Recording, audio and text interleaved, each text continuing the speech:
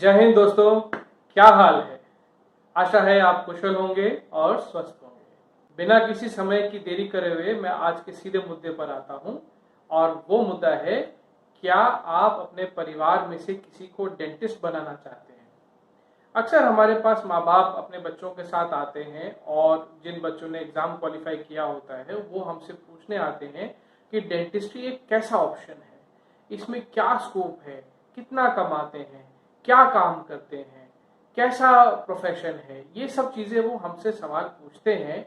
तो मुझे लगा क्यों ना इसके ऊपर एक ऐसा वीडियो बना दिया जाए जिससे कि आने वाले समय में माँ बाप या रिश्ते नातेदार जो किसी को डेंटिस्ट बनने की एडवाइस करते हैं उनके लिए थोड़ी सी ज्ञान वर्धन किया जाए, ताकि वो उनको थोड़ा समझ में आए कि हमारा प्रोफेशन एक्चुअली है क्या, इसके डिमांड्स क्या हैं, इसके स्किल सेट क्या चाहिए होते हैं और इसका करियर स्कोप क्या होता है।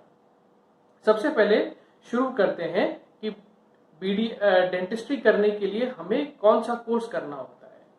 तो डेंटिस्ट्री करने के लिए आपको एक कोर्स होता है जिसको बीडीएस कहा जाता है, बैचलर ऑफ डेंटल सर्जरी। ये ग्रेजुएशन कोर्स होता है जो तकरीबन 5 साल का कोर्स होता है, जैसे कि एमबीबीएस कोर्स होता है। और जैसे वहां 1 साल की इंटर्नशिप होती है वैसे ही 1 साल की इंटर्नशिप आपको बैचलर ऑफ डेंटल सर्जरी में भी करनी पड़ती है। इसको करने के लिए आपको नीट एग्जाम क्वालिफाई करना पड़ता है, जो कि एक ऑल इंडिया एग्जाम होता है। जितने भी बच्चे जो 12th में बायोलॉजी लेके बैठते हैं वो लोग इन एग्जाम्स के लिए अपीयर करते हैं और यदि उनका रैंक आता है तो वो उसमें से एमबीबीएस के अलावा बीडीएस का ऑप्शन चुन सकते हैं। ये एक मन में कई लोगों की भ्रांति है कि कई लोग जिनका भाई एमबीबीएस में सिलेक्शन नहीं हुआ है तो हार के उन्होंने बीडीएस लिया है या बीएचएमएस लिया है या बीएएमएस लिया है। कई केसेस में ऐसा होता है, बट हर केस के अंदर ऐसी बात नहीं है कि एमबीबीएस नहीं हुआ है तो ही बीडीएस में किया है या बीएएमएस में हुआ है। इनको ऑल्टरनेटिव मेडिसिन का नाम दिया गया और लोग सोचते हैं क्योंकि एमबीबीएस नहीं बने इसलिए ये फील्ड ऑक्यूपाई किया है इन्होंने। अब आपको थोड़ा सा मैं ये जानकारी दे दूं कि बीडीएस एक्चुअली में क्या कोर्स होता है और इसका जो है क्या करिकुलम होता है। तो बीडीएस दोस्तों 5 साल का एक कोर्स होता है जिसमें कि जो शुरू के 3 साल होते हैं वो आपके और जो बाकी जो हेल्थ केयर प्रोफेशंस की जो फील्ड है सेम ही होते हैं। मेडिसिन, सर्जरी, एनाटमी, फार्माकोलॉजी, ये सारे सब्जेक्ट्स होते हैं जो आपको पढ़ने होते हैं। और उसके बाद 3rd ईयर से जो है आपकी स्पेशलाइज्ड एजुकेशन होने लगती है, जिसमें कि आप दांत और मुंह से रिलेटेड जितने भी स्ट्रक्चर्स हैं वो आपका फील्ड बन जाता है और उससे रिलेटेड सारी पढ़ाई आप इसमें करने लगते हैं। और एग्जाम पास करने के बाद फिर आपको एक लाइसेंस लेना होता है डेंटल काउंसिल ऑफ इंडिया से, जिसके बाद आप कहीं पर भी प्रैक्टिस कर सकते हैं। क्या इसको कोई भी कर सकता है कि या ये कहीं पे भी किया जा सकता है? इस वक्त हमारे देश में कई सारे गवर्नमेंट कॉलेजेस हैं जहां पर ये कोर्स कराया जाता है। वो अगर आप इंटरनेट पे ढूंढेंगे वो आपको मिल ही जाएंगे। कई प्राइवेट कॉलेजेस हैं जहां पे ये कोर्स कराया जाता है, वो भी नेट पे फ्रीली अवेलेबल है। पर जो जानकारी अवेलेबल नहीं है वो मैं आपको बता देता हूं।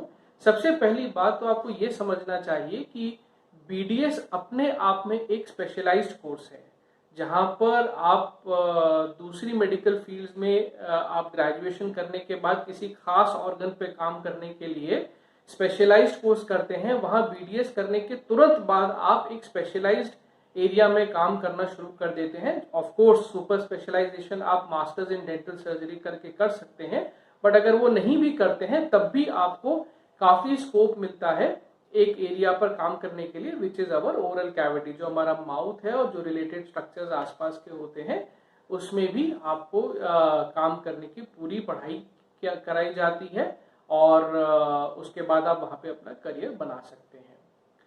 जरूरी बात इसमें समझने की ये है कि बच्चे का जो एप्टीट्यूड है वो आपको मालूम होना चाहिए कि बच्चा ये कर पाएगा या नहीं कर पाएगा, क्योंकि बैचलर्स ऑफ डेंटल सर्जरी एक सर्जिकल ब्रांच है। तो जितने भी लोग जो बैचलर्स करना चाहते हैं, डेंटिस्ट बनना चाहते हैं, उनको ये आदत होनी चाहिए कि उन्हें मुंह के अंदर हाथ डालना है और ब्लड के साथ और सर्जिकल ब्लेड्स के साथ और एनाटॉमिकल स्ट्रक्चर्स के साथ उनको काम करना है। ये कोई ऐसा प्रोफेशन नहीं है जहां पर आपने 2-4 पर्चे लिखे और पेशेंट को एग्जामिन करा और भेज दिया और उसके बाद पेशेंट का आपने फॉलोअप ले लिया। यहाँ पर अगर जो आपका प्रोफेशन है वो प्योरली प्रोसीजर बेस्ड है। यहाँ पर अगर प्रोसीजर्स करेंगे तभी आपके जो काम होता है उसको माना जाता है। केवल प्रिस्क्रिप्शंस के ऊपर ये काम नहीं किया जाता, बिकॉज माउथ जो है उसमें बिना काम करे आपको राहत मिलती नहीं है। एक डेंटिस्ट के पास कई सारे गुण होने चाहिए, जो कि कुछ तो पहले से होते हैं, कुछ वो काम करते करते डेवलप कर लेते हैं। वो है ये कि कलर्स का परसेप्शन, क्योंकि शेड मैचिंग करनी होती है। सर्जिकल एक्यूमेन, क्योंकि कई बार जब आप काम करते हैं तो कई लोग बोलते हैं मुझे हीक आती है, मैं किसी के मुंह में थूक में हाथ नहीं डाल सकता, या मुझे ब्लड देख के चक्कर आ जाता है। तो वो सर्जिकल एक्यूमेन, दवाओं की पूरी समझ होनी चाहिए आपको। और साथ के साथ जब आप किसी बड़े काम के लिए कर रहे हैं तो आपकी वो विजन होनी चाहिए कि आप जो काम करने वाले हैं उसके short term and long term effects जो है क्या होते हैं। और जरूरी बातें ये हैं कि जो कोर्स होता है उसके दौरान कई सारे सर्जिकल इक्विपमेंट्स लगते हैं, मशीन्स आपको परचेज करनी पड़ती हैं। तो ना केवल आपको कॉलेज की फी पे करनी पड़ती है, बल्कि आपका एक अच्छा खासा इन्वेस्टमेंट जो होता है वो आप पढ़ाई करते वक्त इंस्ट्रूमेंट्स पे भी खर्च करते हैं। जैसे मैंने कहा प्रोसीजर का काम है, प्रोसीजर सीखने के लिए आपको काफी सारी ट्रेनिंग करनी पड़ती है और उस ट्रेनिंग के लिए आपकी इन्वेस्टमेंट होती है।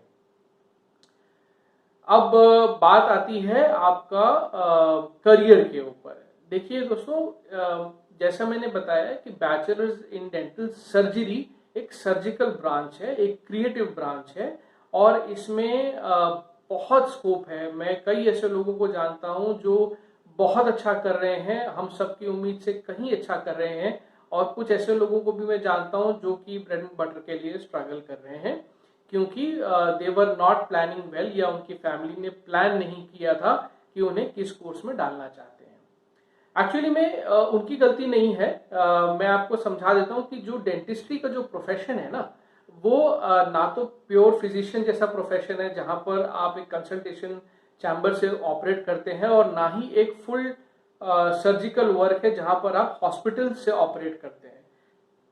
ये एक छोटी सी मिनी ऑपरेटरी है जहां पर आप एक स्पेसिफिक एरिया का काम करते हैं, तो आपकी इंफ्रास्ट्रक्चर की डिमांड बहुत ज्यादा होती है।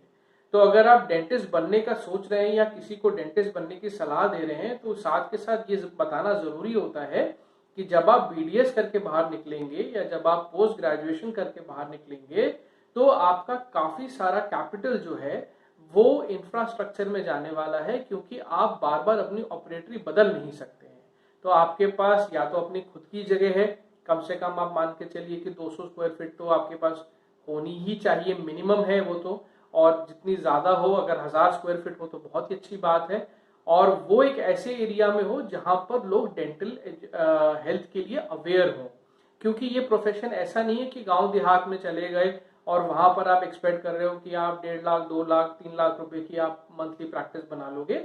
वो चीज वहां नहीं होने वाली है, क्योंकि जो लोग अपने माउथ के लिए सेंसिटिव होते हैं, दांतों के लिए सेंसिटिव होते हैं, वही लोग अपने ट्रीटमेंट्स कराते हैं। और जैसा कि आप सब लोग जानते हैं, डेंटल प्रोसीजर्स एक्सपेंसिव होते हैं।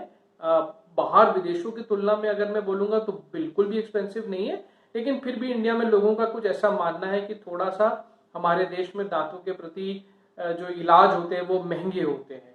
तो ऐसे थोड़े बहुत महंगे ट्रीटमेंट्स अगर आपको लगते हैं, तो वो वहां पर आपको अपना क्लिनिक ओपन करना होगा जहां पर वो पेशेंट्स को ट्रीटमेंट करा पाए, और आपका रेंटल एक्सपेंस ना हो, या आपका कोई ऐसा एक्सपेंस ना हो जहां पर आपके लिए मंथली प्रैक्टिस ही इतनी ना बन पाए कि आप जो है वहां के खर्चे ही पूरे करते रह जाए। तो पहली रिक्वायरमेंट तो इंफ्रास्ट्रक्चर की होती है, और दूसरी रिक्वायरमेंट, क्योंकि कॉलेज का सेटअप अलग होता है, प्राइवेट प्रैक्टिस का सेटअप अलग होता है, आपको चेयर लगानी पड़ेगी, आपको 36 तरीके के सर्जिकल इक्विपमेंट्स चाहिए होंगे, एक्सरे मशीन्स चाहिए होंगी, कंप्यूटर्स चाहिए होंगे, डिजिटल एक्सरेज चाहिए होंगे। तो ये सब मिला मिलू के आप मोटा मोटी पकड़ लीजिए कि स्पेस का अगर मैं खर्चा हटा दूं तो आपका anywhere between 6 lakh to 10 lakh के करीब का स्टार्टिंग एक्सपेंस आएगा जब आप अपनी प्रैक्टिस करने के लिए बैठेंगे। बहुत सारे लोग जो बीडीएस करने के बाद परेशान होते हैं, वो इसलिए परेशान होते हैं बिकॉज ये एक्सपेंस फोर्स ही नहीं किया हुआ होता और उस चक्कर में वो किसी और के क्लिनिक पे काम करना शुरू कर देते हैं जहां पर उनकी जो एक्सपेक्टेशंस होती हैं वो मीट नहीं होती हैं। इसीलिए इस चीज़ को आप के साथ मैंने समझना ज़रूरी समझा कि जो इंफ्रास्ट्रक्चर रिक्वायरमेंट्स होती हैं वो डेंटिस्ट के ऑफिस के लिए काफ़ी ज़्यादा होती हैं और उसके बाद जब वो वहाँ प्रैक्टिस करना शुरू करते हैं तब जाके 3-4 साल के अंदर जो है वो प्रैक्टिस बिल्ड होनी शुरू होती है। एक डेंटल क्लिनिक में आप मान के चलिए कि तकरीबन 60 से 70 तरीके के प्रोसीजर्स होते हैं जो डेंटिस्ट करते हैं, starting from filling to dentures to removable partial dentures to implants to disimpactions. बहुत सारे तरीके के प्रोसीजर्स होते हैं जो कि एक डेंटल क्लिनिक में परफॉर्म किए जाते हैं और ये एक टीम वर्क है क्योंकि वहाँ पे आपको अटेंडेंट भी चाहिए होता है, आपको रिसेप्शनिस्ट भी चाहिए होती है, आपको स्टोर मैनेजर भी चाहिए होता है, लेबोरेटरी वर्क भी होता है। आप ये समझ लीजिए कि एक छोटा सा अस्पताल जो है ना वो आप 300-400 स्क्वायर फीट में रन कर रहे हो अपने दम पे, ठीक है। और इसके अलावा जो आपको अलग जो बेसिक मशीन्स होती हैं जैसे रिसेप्शन हो गया, आपका एयर कंडीशनर्स हो गए, वाटर डिस्पेंसर्स होते हैं, वो सब अलग होते हैं। तो ये सारे खर्चे होते हैं आफ्टर डूइंग योर एजुकेशन। ये भी एक खर्चा ऐसा मुझे लगा कि मुझे आपको बता देना चाहिए ताकि जो लोग आगे डेंटिस्ट्री करना चाह रहे हैं उनको ये मालूम हो कि वो कहाँ एंटर कर रहे हैं, ठीक है। बाकी डेंटिस्ट्री में स्कोप बहुत है अगर आप सही तरीके से एजुकेट करेंगे पेशेंट्स को, प्रॉपरली उनसे कुछ छिपाएंगे नहीं, सारी चीजें एजुकेट करेंगे तो पेशेंट्स अपना अच्छा ट्रीटमेंट कराते हैं। आप सब लोग भी अपना अच्छा ट्रीटमेंट कराते ही हैं, लेकिन ये बातें मुझे लगा ज़रूरी होती है और आपके साथ शेयर करनी होती है। तो आशा है मैंने थोड़ी सी इसमें आपकी जानकारी बढ़ाई हो। कोई बच्चा जो डेंटिस्ट्री की तैयारी कर रहा हो या कोई पेरेंट्स जो बच्चे को बीडीएस कराना चाह रहे हो वो इस वीडियो को ज़रूर देखें और उसके बाद ही आगे का निर्णय बनाएं। वीडियो अच्छा लगा हो तो लाइक ज़रूर करिएगा, चैनल पे नए हैं तो सब्सक्राइब ज़रूर करिएगा। मिलेंगे अगले वीडियो में, तब तक के लिए नमस्कार।